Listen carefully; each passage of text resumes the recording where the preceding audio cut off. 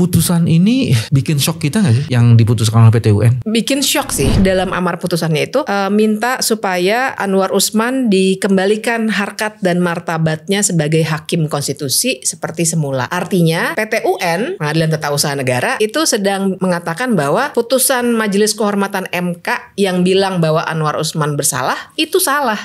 Jadi tolonglah harkat dan martabat Anwar Usman dikembalikan seperti semula karena sebenarnya dia tidak salah lah, kurang lebih begitu. Kalau caranya begitu nanti semua majelis etik di negara ini putusannya bisa dibanding dalam tanda kutip ke PT UN dong. Dan itu bahaya buat sistem, nanti kita nggak ada putusan etik. Terus kedua, ini bisa menimbulkan kegoncangan karena kemudian itu bisa membuat komisi yudisial juga jadi bermasalah loh. Memang Pak Anwar Usman itu tidak terima dia diberhentikan dari ketua MK. Nah, buat saya ini yang namanya mengganggu kewarasan tuh di situ.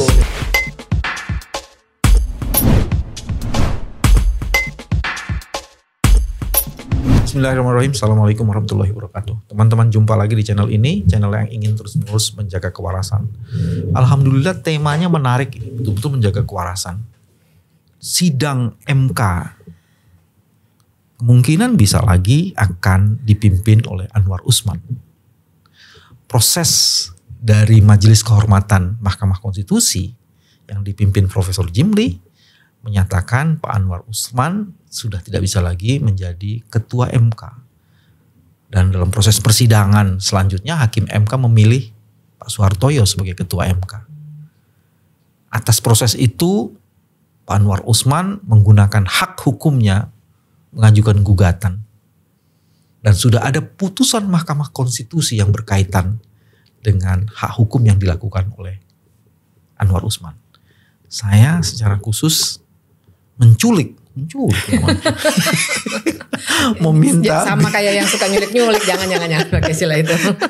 Dalam tanda petik saya meminta secara paksa Mbak Bibip hadir ke sini untuk mendiskusikannya guna menjaga kewarasan kita. Apa kabar, Bos?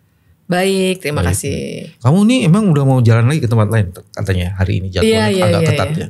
Iya, mau ke ini bandara. agak ketatnya karena urusan Mahkamah PT UN ini atau urusan Golkar ya? Yang lagi jadi gonjang-ganjing juga. Urusan menjaga kewarasan. Menjaga kewarasan. Itu dia, itu penting. Putusan ini bikin shock kita nggak sih yang diputuskan oleh PT UN? Bikin shock sih. Maksud saya gini, bahwa ada manuver, kan Anwar Usman mengajukan ke PT UN menggugat keputusan MK yang menetapkan Soehartoyo sebagai ketua MK yang baru. Kita udah tahu itu kan, waktu itu kan heboh begitu ya. Tapi ya ternyata keluar putusannya seperti ini, jadi sangat mengejutkan karena ternyata aku summary-kan ya, aku ringkaskan. Jadi putusannya itu intinya bilang bahwa SK pengangkatan Pak Soehartoyo sebagai ketua MK itu tidak sah. SK pengangkatan. Ya, jadi intinya adalah ya sekarang Pak Soehartoyo seharusnya nggak diangkat sebagai ketua MK, harus ada pemilihan lagi. Nah, tapi yang kedua yang menurutku sangat penting adalah ada dalam amar putusannya itu minta supaya Anwar Usman dikembalikan harkat dan martabatnya sebagai hakim konstitusi seperti semula. Artinya PT UN, Pengadilan Tata Usaha Negara, itu sedang mengatakan bahwa putusan Majelis Kehormatan MK yang bilang bahwa Anwar Usman bersalah itu salah. Jadi tolonglah harkat dan martabat Anwar Usman dikembalikan seperti semula karena sebenarnya dia tidak salah lah, kurang lebih begitu, karena ada kesalahan prosedurnya dalam pengambilan putusan MK ya yang Pak Jimli itu. Nah, ini yang makanya aku walaupun agak mepet waktunya tapi pengen banget ngobrol di sini karena ya ini kewarasan kita diganggu. Jadi itu artinya apakah Majelis Tun mempunyai kewenangan untuk masuk pada putusan MK yang bukan putusan pejabat publik sebenarnya kan? Itu kan hakimnya hakim etik tuh. Iya, nggak ada, seharusnya tidak boleh. Kalau caranya begitu nanti semua majelis etik di negara ini putusannya bisa dibanding dalam tanda kutip ke PT UN dong. Dan itu bahaya buat sistem, nanti kita nggak ada putusan etik karena kita tahu bahwa di PT UN kan hakim kan harus memutusnya berdasarkan pertimbangan-pertimbangan hukum. Kalau di majelis etik dimanapun, apalagi di MK pertimbangannya pertimbangan etik yang sangat-sangat berbeda, jauh lebih lebih tinggi tentu saja ya etik daripada hukum. Tapi juga dia pertimbangannya banyak di soal-soal yang sifatnya martabat hakim gitu ya, hal-hal yang memang tidak ada pasalnya. Nah kalau kemudian prosedur itu dinilai oleh sebuah hakim pengadilan tata usaha negara lagi, nanti parameternya itu kan berbeda. Nggak boleh seperti jadi forum banding dari MK. Jadi satu parameternya itu etik, satu bukan soal hukum biasa, itu kan prosedur SOP macam-macam. Terus kedua itu bisa melampaui kewenangannya karena itu akhirnya dia mau masuk dalam putusan yang bukan otoritasnya dia. Terus kedua ini bisa menimbulkan kegoncangan karena kemudian itu bisa membuat komisi yudisial juga jadi bermasalah loh. Iya. Kan sebagian putusan etik. Iya, makanya. Jadi makanya pas kemarin sempat ngobrol sama beberapa teman ya, kami sebenarnya memang mendorong MK supaya banding. Karena masih ada ya prosedur banding, ini kan baru tingkat pertama. Yang saya baca di media massa tadi pagi sih memang akan banding. Karena buat saya ini bukan sekedar menang kalah, bukannya kita benci Anwar Usman tapi kan ini merusak sistem. Nanti semua putusan etik di lembaga manapun, yaitu komisi yudisial, nggak tahu ya, macam-macam Bawas MA dan lain sebagainya, bisa dibawa ke PT UN kan kacau. Iya. Ini sama shocknya ketika kita mendengar putusan pra-peradilan terhadap KPK yang menyatakan kewenangan penuntutan itu harus mendapatkan otorisasi dari Jaksa Agung. Nah, itu yang ini kira-kira gitu ya shockingnya. Jadi merusak itu. Sistem ya, masalahnya tuh di situ. Iya. Tapi ini kan kita selalu problem penegakan hukum itu punya banyak dimensi dan itu enak dipercakapkan tapi kemudian punya dampak yang luar biasa ya. Selain itu apa Bib yang dia melakukan banding, apalagi yang mesti dipersoalkan ya terhadap putusan seperti ini? Apalagi ini Mahkamah Konstitusi loh, itu kan lembaga yang paling tinggi. Nah, jadi yang unik Mas Bambang adalah dalam pertimbangan hukumnya, saya baru dapat tadi pagi itu putusan lengkapnya ya, karena kemarin saya dikirim yang belum bisa tebal sekali itu ratusan halaman. Nah, jadi disebutkan di situ bahwa PT UN berani mengambil tugasnya sendiri untuk menguji putusan MK karena mengacu pada putusan Mahkamah Konstitusi sendiri dulu.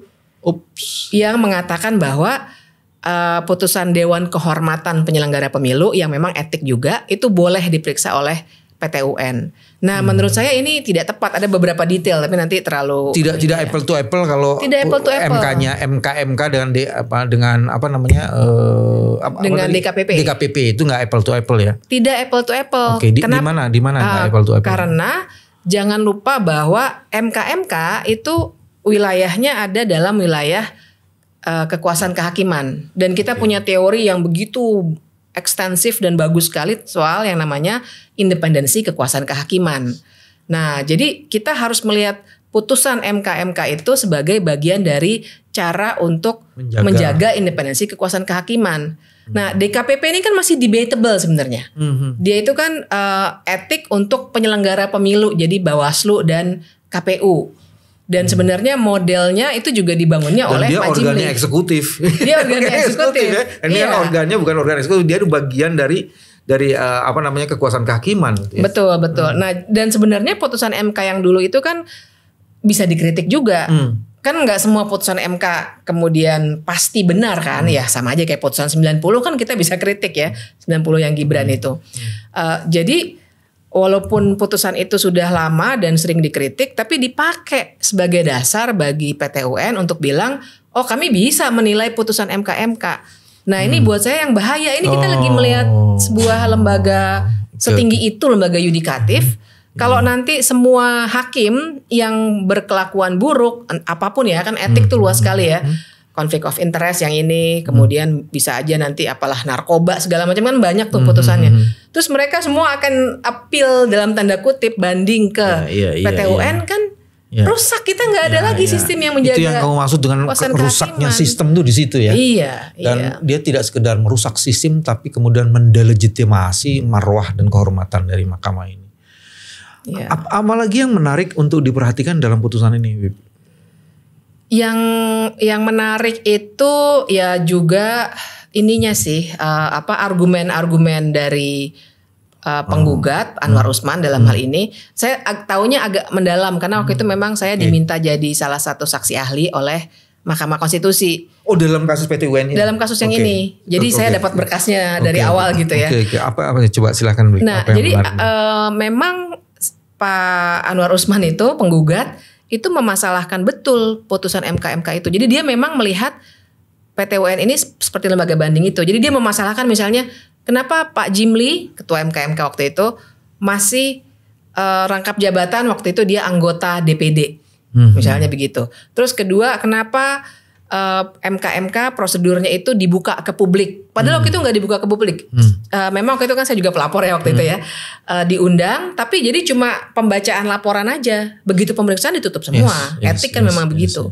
Itu juga dimasalahkan. Jadi dugaan kami adalah bisa jadi setelah ini mungkin Pak Jimli misalnya ya yang dipermasalahkan gitu karena masih memang rangkap jabatan sih dia waktu itu. Tapi memang ada ini khusus tuh kalau rangkap jabatan tidak boleh. Sebenarnya nggak ada. Dia ngambil, maksudnya para lawyernya waktu itu mengambil argumen dari pelarangan rangkap jabatan untuk hakim pada umumnya. Nah waktu itu argumen kan waktu itu saya juga ditanya ya soal itu di pengadilan. Saya bilang argumen saya adalah pertama beda karakter pekerjaannya DPD dengan putusan MK dan ini bukan rangkap jabatan karena Pak Jimli itu pegang sebagai ketua MK ad hoc cuma sebulan. Jadi penugasan sifatnya bukan rangkap jabatan. Misalnya itu ya. Tapi apapun itu yang unik dari proses gugatan di PT UN ini adalah memang Pak Anwar Usman itu tidak terima dia diberhentikan dari ketua MK. Nah, buat saya ini yang namanya mengganggu kewarasan tuh di situ. Ini ada orang yang sudah jelas melanggar etik, kita semua marah. Putusan 90 kan, kita kayaknya rata ya semua orang marah gitu. Terus tapi orang yang sudah diberikan hukuman dengan prosedur yang juga diakui oleh dia sendiri kan yang bikin MK Pak Anwar Usman waktu itu masih ketua. Terus dia nggak terima gitu.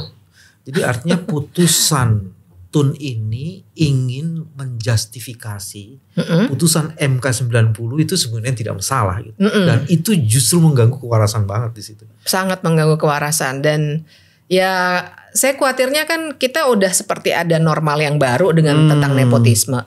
Nah, nanti kalau misalnya Pak Anwar Usman juga betul-betul dianggap tidak bersalah karena dipulihkan harkat dan martabatnya sebagai hakim konstitusi. Begitu bunyi putusan PT UN-nya.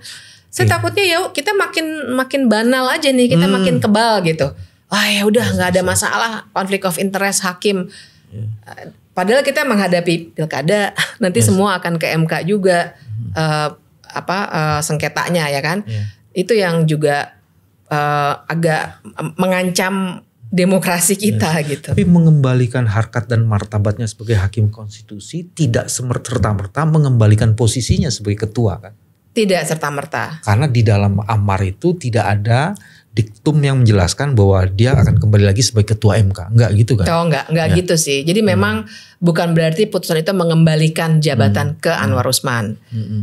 Jadi sebenarnya secara praktis bisa aja sebenarnya MK rapat permusyawaratan hakim lagi dan memilih ulang Pak Suhartoyo lagi. Technically speaking bisa begitu sih. Cuma kemarin waktu diskusi saya bilang mendingan banding karena ini merusak sistem gitu. Kalau masalah cuma mengembalikan nanti setelah putusan MA hasilnya apa? Iya. Baru kemudian dicarilah jalan keluar yang lainnya. Oke. Tapi Bib kan gini, kalau kita di praktis itu suka berasa gini ya.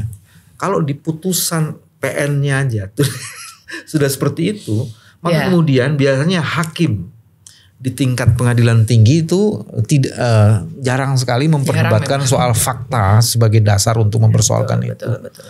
Baru nanti di Mahkamah Agung dilihat lagi apakah ada isu soal jurisnya, ada kesalahan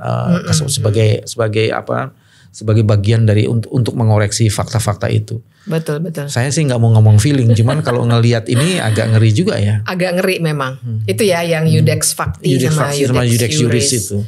Kemungkinannya memang begitu. Dan sebenarnya kan saya kemarin sempat ngitung-ngitung kenapa ya. Mungkin juga karena Pak Anwar Usman memang hakim MK yang dari MA.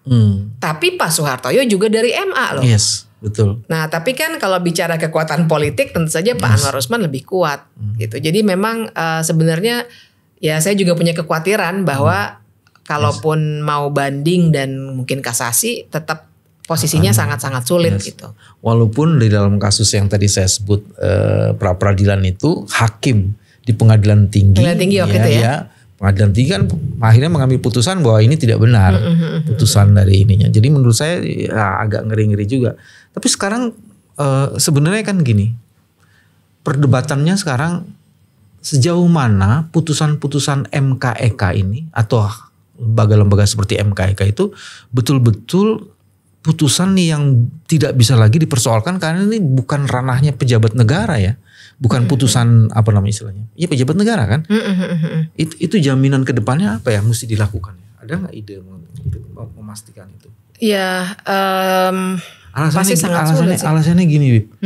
Yang bisa mengontrol hakim konstitusi hanya MK. Jadi posisinya itu sangat strategis banget. Tapi kalau putusannya itu bisa dipersoalkan, berarti kan ada lembaga lain yang bisa mengontrol satu lembaga yang memang dikhususkan, didedikasikan untuk mengontrol ini. Jadi jadi berlapis-lapis kontrolnya nih. Mestinya kan berhenti di MK gitu loh. Betul. Itu yang mungkin bagian dari merusak sistemnya tuh di situ tuh. Iya, ide apa ya? Kalau Pak Jimli, tapi saya sendiri masih belum terlalu setuju. Tapi Pak Jimli suka bilang kita bikin yuk pengadilan etik. Tapi buat saya kan masalahnya bukan di soal hakimnya, kode etiknya. Masalahnya adalah lawyer, praktisi pasti akan bisa selalu cari jalan.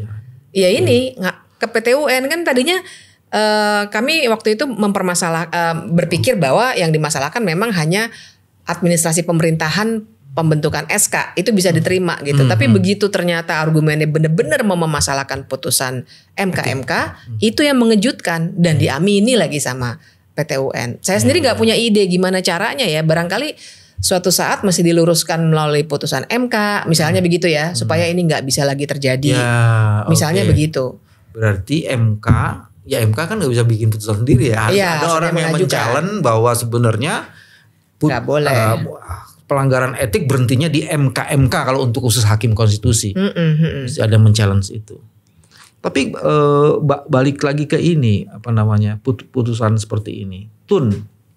Kalau lembaga seperti TUN itu mencoba membuat putusan yang sebenarnya ranahnya bukan menurut kita itu bukan otoritasnya dia, itu apa saya mau bilang gimana ya? Sampai kehilangan kata-kata gitu ya. Saya mau bilang apakah itu bukan secara etik juga ini ya? Itu kan ada bukan hanya soal kompetensi dan otoritas tuh. Ya bisa aja kalau ada yang gini, satu memang kalau menurut saya sih harusnya ini di NO tidak dapat diterima ya karena yang dengar kayaknya nggak cuma lawyer kan sama senior ini tidak dapat diterima dari awal dinyatakan begitu seharusnya karena memang bukan kompetensi dari PT-UN tapi ya lanjut terus. Nah respon saya yang kedua adalah ya kedepannya ini memang kalau ada yang mengadukan si hakim-hakim misalnya ke Komisi Yudisial, ya bisa saja untuk mempertanyakan sama seperti waktu ada yang mengadukan waktu itu putusan pengadilan negeri perbuatan melawan hukum terhadap KPU, ingat nggak? Yang meloloskan sebuah partai politik. Oh iya betul. Nah terus kan KPU bilang pemilunya diundur. Nah itu kan bikin heboh. Nah terus ada yang bilang nih nggak etis nih hakim-hakim, misalnya begitu. Dan yang kedua bukannya tidak etis, ini mengganggu sistem.